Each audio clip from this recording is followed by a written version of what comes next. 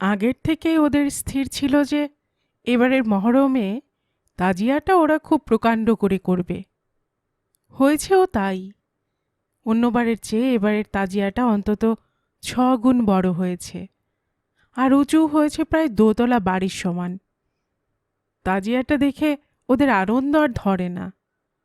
হ্যাঁ, একখানা তাজিয়ার মতো তাজিয়া বটে।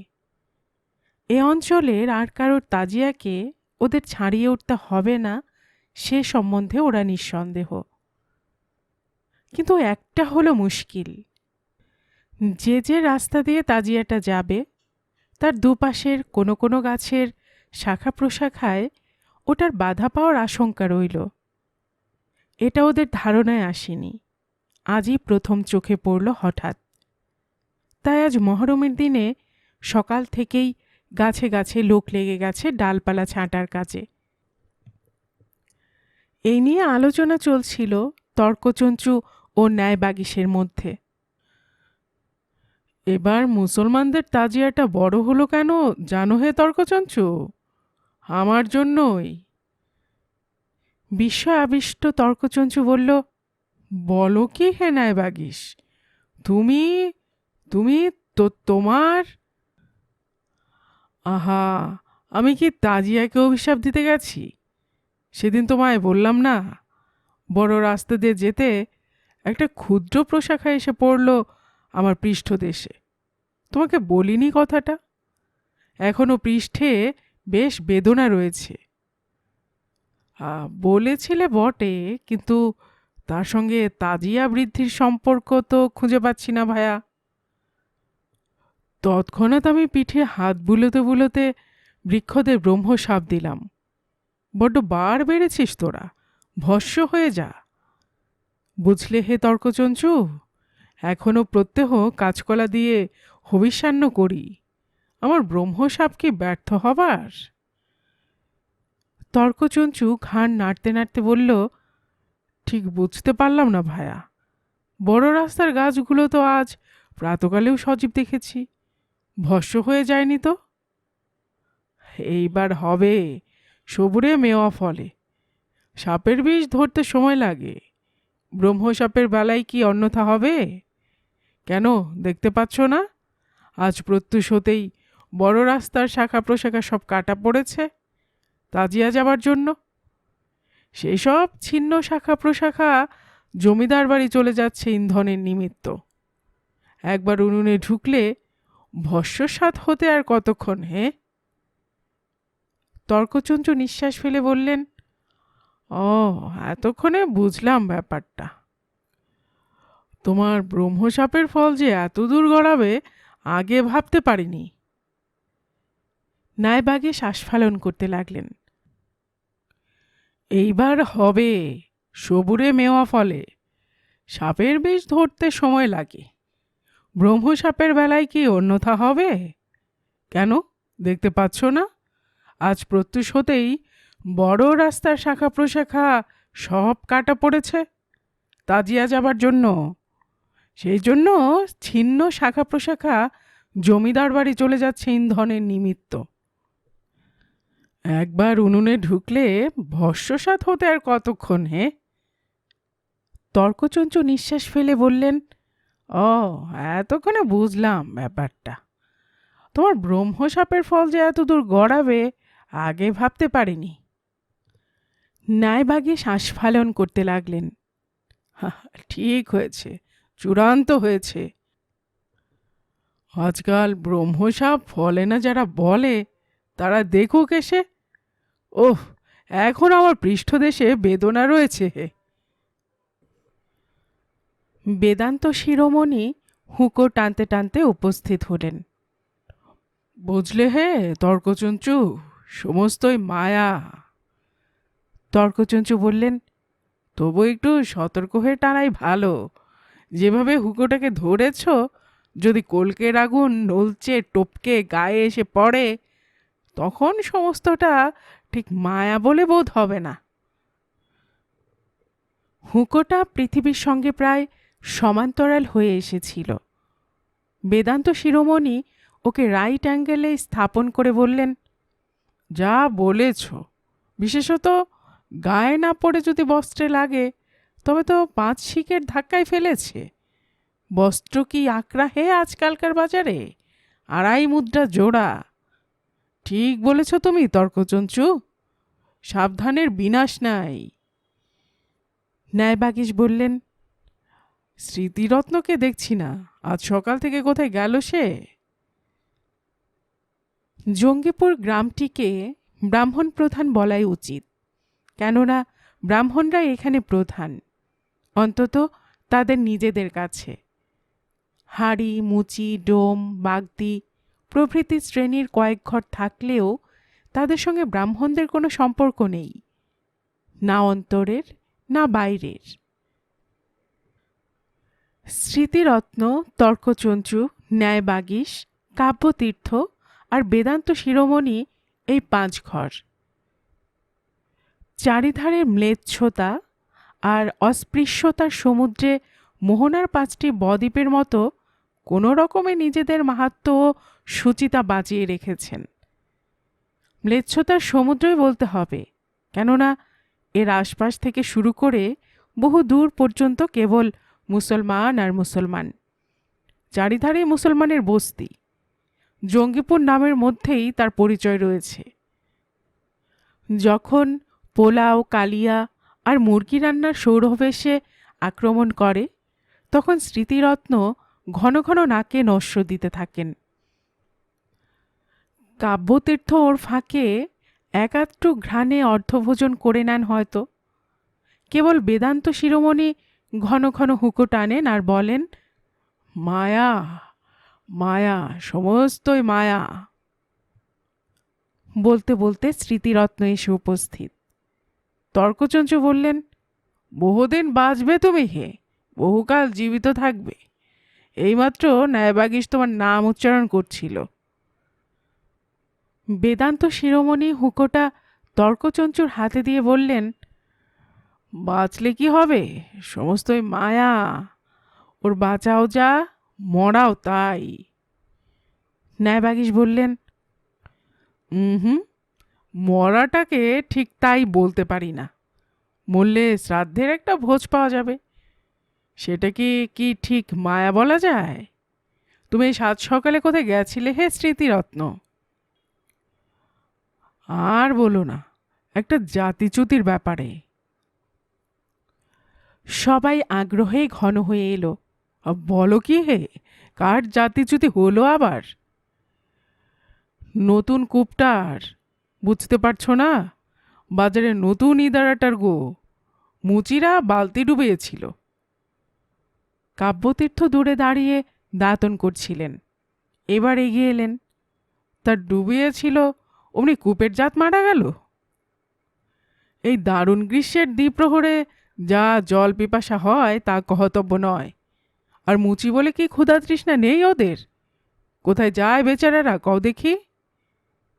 স্মৃতিরত্ন হুঙ্কার দিয়ে উঠলেন, তুমি থামো কাব্যতীর্থ, কাব্যের অনুশাসনে কিছু সংসার চলছে না। মনুসংহিতার বিধান মেনে চলতে হবে আমাদের। তোমাদের কি কথায় বলে নিরঙ্কুশা কবয়। ন্যায়বাগীশ বললেন, তা তুমি কি বিধান দিলে স্মৃতিরত্ন? যা শাস্ত্রে রয়েছে তাছাড়া আবার কি, প্রায়শ্চিত্ত বিধান দিলাম। বেদান্ত শিরোমণি বিস্ময়ে বললেন, ইদারার প্রায়শ্চিত্ত? সে আবার কি হে? ইঁদুরের প্রায়শ্চিত্ত হলেও না হয় বুঝতাম, তবে একটা কথা, কিছুই বোঝার আবশ্যক করে না, সমস্তই মায়া কি না? স্মৃতিরত্ন বললেন, মাথা মুড়িয়ে ঘোল ঢালার নামেই প্রায়শ্চিত্ত, কূপের বেলায় কি তার অন্যথা হবে?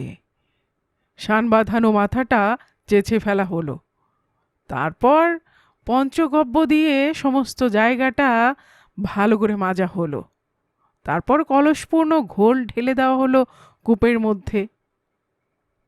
কাব্যতীর্থ দুঃখ প্রকাশ করলেন, আহা, পেটে গেলে কাজ দিত হে, এ দারুণ গ্রীষ্মে ঘোলের শরবত অতি উপাদেয়।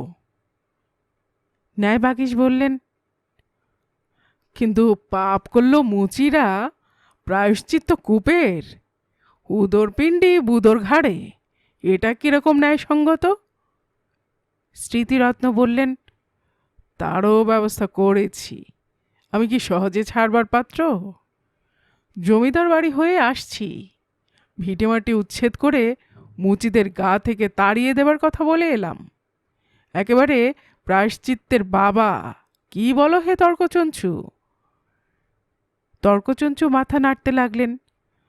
ভালো কাজ করনি হে। হারিজনরা সব হরিজন হচ্ছে আজকাল, একটু সতর্ক থাকতেই হয়। যদি বাগে পেয়ে গা থেকে চামড়া ছাড়িয়ে নেয়। অবশ্য আমরা গরু নই এবং এখনো মরিনি, মরা গরুরই ওরা ছাড়ায়। কিন্তু ভ্রম হতে কতক্ষণ? রজ্জুতে সর্প ভ্রম হয়, আর ব্রাহ্মণে গরু ভ্রম হবে, এ আর বেশি কথা কি? বেদান্ত শিরোমণি হুকোটা হাতে নিয়ে বললেন, হ্যাঁ, এখন কিছুদিন সতর্ক থাকতেই হবে। যা ব্যবস্থা দিয়ে এসেছেন স্মৃতিরত্ন, যদিও সমস্তই মায়া, তো প্রাণের মায়াটাই হলো তার মধ্যে প্রধান। সাবধানের বিনাশ নেই, কি বলো হে তর্কচঞ্চু?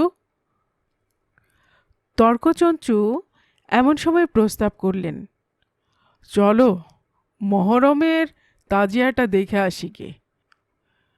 ন্যায়বাগীশের ব্রহ্মশাপের ফলে ওটার কতদূর শ্রীবৃদ্ধি হয়েছে চক্ষুকর্ণের বিবাদ ভঞ্জন করে আসা যাক। স্মৃতিরত্নের নাসিকা কুঞ্চিত হল। ম্লেচ্ছদের ব্যাপার। ন্যায়বাগীশের উৎসাহ দেখা গেল। তাতে কি, দূরে দাঁড়িয়ে দেখবে। কাব্যতীর্থ যোগ দিলেন। তাজ আর তাজিয়া উভয়ই এক বস্তু শুনেছি। তাজমহল থেকেই তাজিয়ার উৎপত্তি মনে হয়। তাজমহল চাক্ষুষ করার আশা তো নেই কোনো দিন, তাজিয়া দেখে আশ মেটানো যাক। বেদান্ত শিরোমণি বললেন, সবই মায়া জানি, তবু চলো। একটা দ্রষ্টব্য ব্যাপার যে, তাতে সন্দেহ নাস্তি। যা শোনা গেছিল সত্যি। এত বড় উঁচু তাজিয়া এ অঞ্চলে দেখা যায়নি, অন্তত স্মৃতিরত্ন তো জন্মাবধি দেখেননি। কাব্যতীর্থ যেরকম হাঁ করেছেন, তাতে মনে হয় পরজন্মেও যে এত বড় তাজিয়া তিনি দেখতে পারেন, তেমন প্রত্যাশা তিনি রাখেন না। বেদান্ত শিরোমণির কাছে সমস্তই মায়া। তিনি হুকোর ধোঁয়ার ভেতর দিয়ে এই অপূর্ব সৃষ্টিটিকে পুঙ্খানুপুঙ্খ পর্যবেক্ষণ করতে লাগলেন।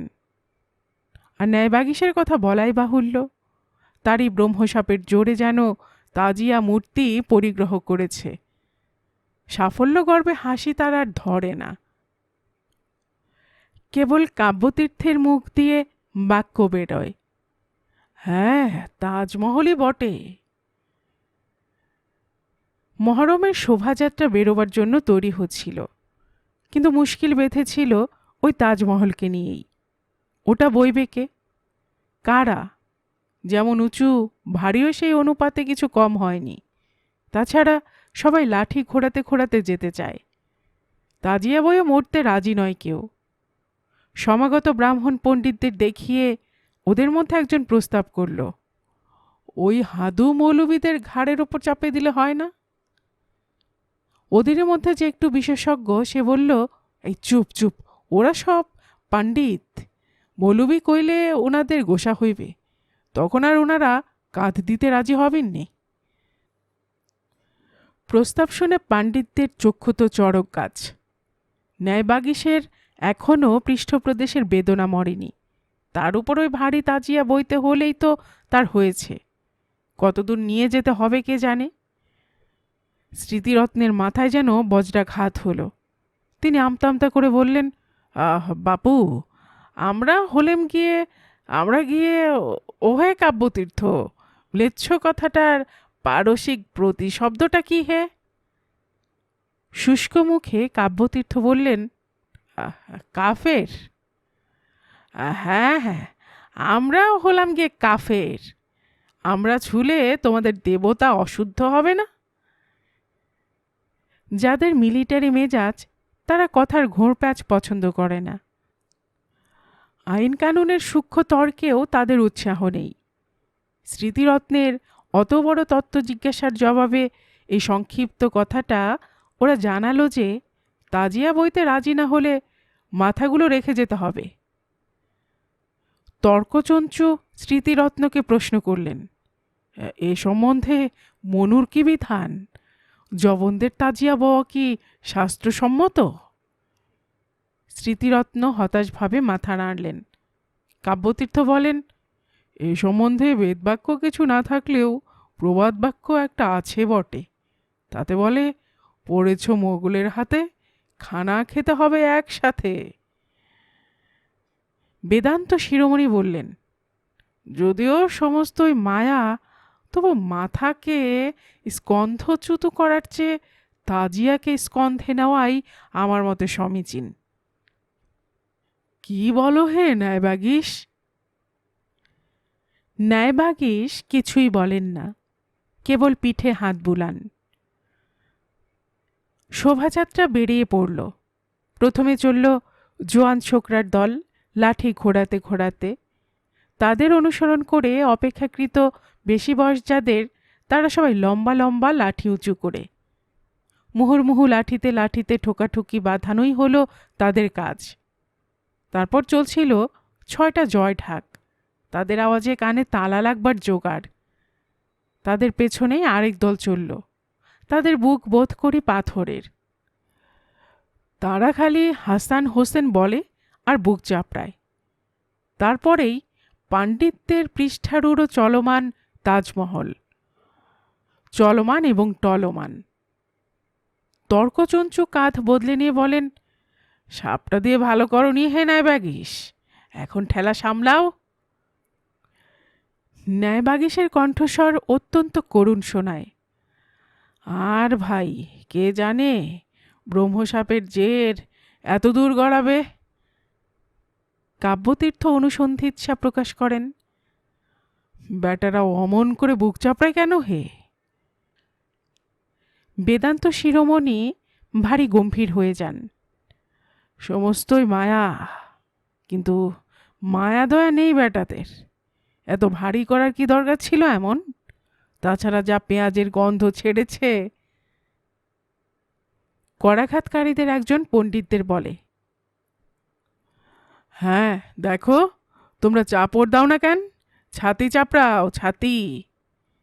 স্মৃতিরত্ন বললেন, এর ওপর যদি আবার বুক চাপড়াতে হয় তাহলে তাজিয়া পড়ে যাবে কিন্তু। ন্যায়বাগীশ ভীত হয়ে ওঠেন।